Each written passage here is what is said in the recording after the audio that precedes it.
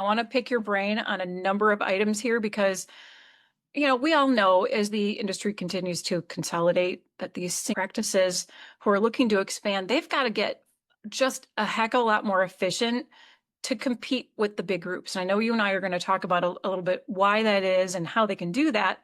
But if we look at that in terms of your team, not just your associates, but your entire team, recruitment, case presentation, cost containment, streamlining operations, which I know you are expert on, but it's the little, like the subtle, the small inefficiencies that become just massive gaps and really detrimental to cash flow as we scale if you don't get a handle on them yesterday. So I'm glad you're here because I know you have a lot to say on this. So if we look at how consolidation is accelerated and more practices are joining structured groups, structured entities backed by private equity, it's really challenging to be competitive. And that's what we mean by being competitive. How do we attract the right people? How do we run optimally? Can we talk about some of the elements that impact whether or not we're competitive?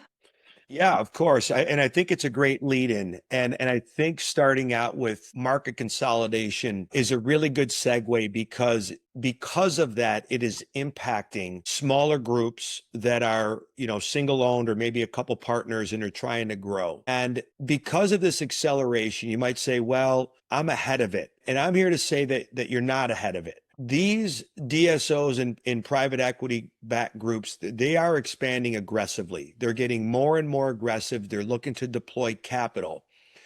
And DSO used to be a dirty word. And I think now we're learning that there are a lot of different groups that are looking to have a bona fide strategic partnership with some groups. This is not just I want to buy you and change everything. This is Right. I want to partner with you. But Exactly. it, but if you are not scaling and centralizing and improving, these are three bullet points that I can kind of send the first warning shot out. One, if you're not already experiencing this, is losing talent to better paying, better structured organizations. And why are they able to pay better? Because they run more efficiently and can reinvest some of those savings into attracting and retaining top talent. Okay. Also, the ability to miss out on acquisition or other partnership opportunities within your own group because they are very aggressive getting there first, right?